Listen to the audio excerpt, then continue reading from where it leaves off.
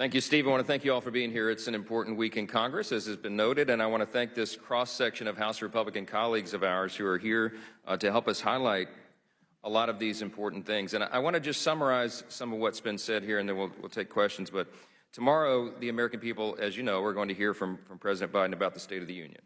And I've been asked many times, as many of us have, if you had to describe in one word what you believe the State of the Union is, you've heard the word crisis, you've heard catastrophe. I think maybe a summary is decline. And I say that with great sadness, we all do. But it's because of this president and his administration that we are indisputably in decline. Our economic strength is in decline. Everyday goods are more expensive. People can barely afford the cost of living now, their groceries and gasoline. Home ownership is increasingly out of reach. And U.S. household debt is at an all-time high. So our economic strength is in decline. American sovereignty is in decline. You've heard us lament the border. The southern border is a total catastrophe. There's no other way to describe that. Traffickers and cartels have taken operational control of the border. Fentanyl poisoning is killing our children.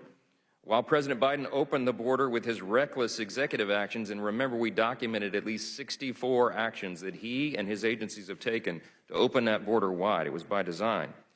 In the midst of all that, we also learned last week he never one time spoke to the chief of the Border Patrol. It's unconscionable. Innocent Americans from Lake and Riley in Georgia to the 14-year-old rape victim of an illegal immigrant in our home state of Louisiana, as you just heard Leader Scalise talk about. They've all been victimized by those whom the Biden administration has released into our country. He is releasing them into your state. Every state's a border state. The safety of our cities is in decline. Carjackings are up, attacks against law enforcement are rising. We have more than 600,000 known criminal aliens roaming the streets of America right now, free to reoffend and victimize Americans. The actual number is, of course, much higher. That's the official number that we know about. But we don't know how many people have come across the border. And some of us believe it may be as many as 15 million illegal aliens who have come across that border since Joe Biden walked into the Oval Office 3 years ago.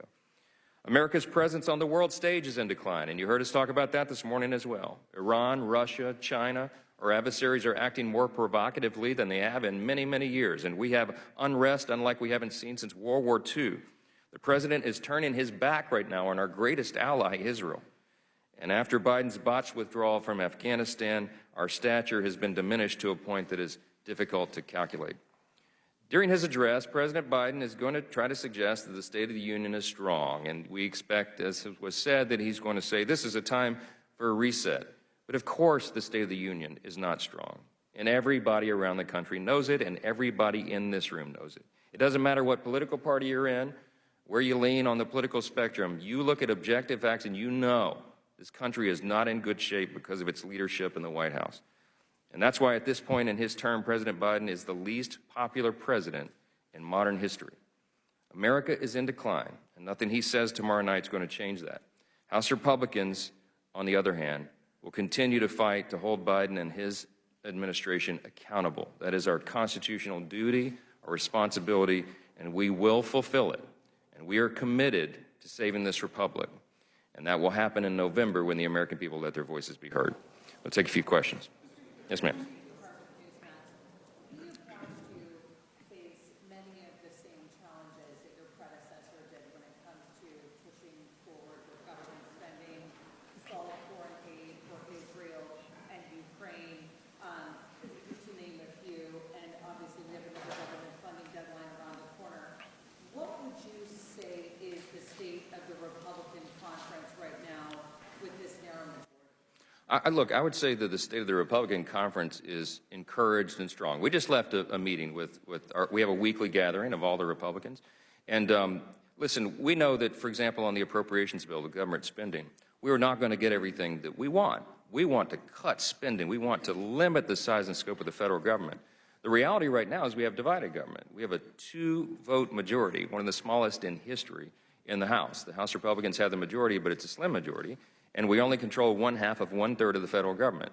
So we have to be realistic about what we're able to achieve. But in spite of that, we have an appropriations package that is going to cut non-defense, non-VA discretionary spending. And it is going to increase defense spending at this very important and delicate time around the globe. Those are priorities that we have advanced. And we also advanced, as you've seen the summary, cuts to some of the agencies that we believe are really overreaching and have been turned in some ways against the American people. We're going to cut 3% from DOJ, 7% from the ATF, 6% from the FBI, and 10% from the EPA, and that's just a start. We have a lot more priorities and things that we need to advance, but the reality is, as we all recognize, is that we have to grow the House majority, take back the Senate for the Republican Party, and win the White House. And I'm here to tell you the reason we're optimistic is we believe those things are going to happen in November. We can't wait. That day can't get here soon enough. Yes, sir, right here. Go ahead. Thank you, Mr. Speaker. With your conference got the majority, you resolved to pass all 12 appropriations bills separately. But after 4 CRs, today you're going to pass a 1,000-page minibus bill and then another one within the next few weeks, which some of your colleagues here in the Freedom Caucus have called to vote against. Why were you not able to get them done separately? Well, the answer is, he asked, we committed to do 12 separate appropriations bills. And the answer to this, and the reason that it's been so difficult to do it, is because Washington has no muscle memory on how to do that. Some of you in the room know that the statutory law requires Congress to work in a very methodical manner to get government spending done.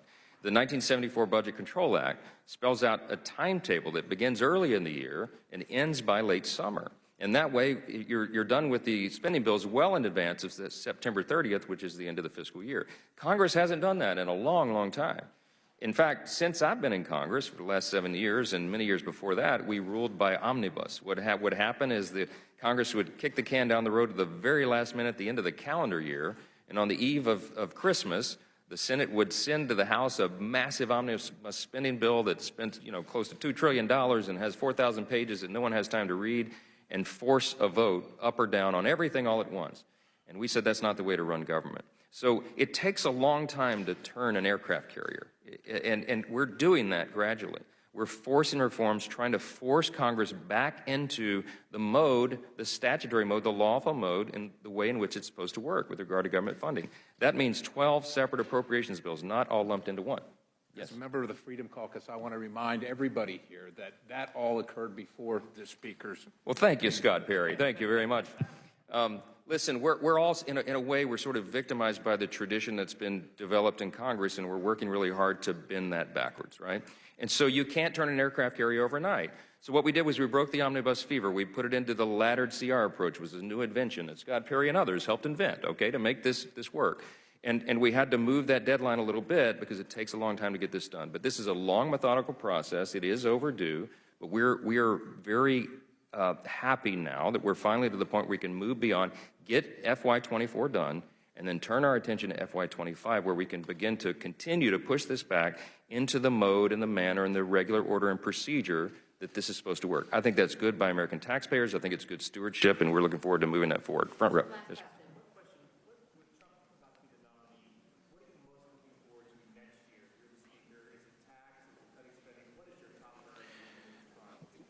Well, look, we're very happy with the results last night. The race is set now. It will be a rematch, and we like that rematch. And from my perspective, I think President Trump, what his message is resonating with the American people, because this is not an untested theory.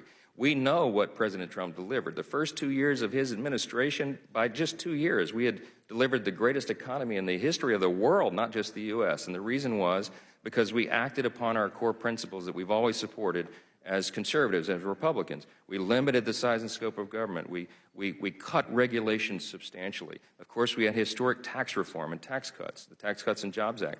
And in addition to that, he was trying to work through the agencies to change the way Washington works. Now, he got a lot of headwinds. He got a lot of resistance in that first term because he was still feeling it out. He had just arrived in Washington and was trying to figure out why some of those agencies would not follow the agenda. In fact, some of them were working against him.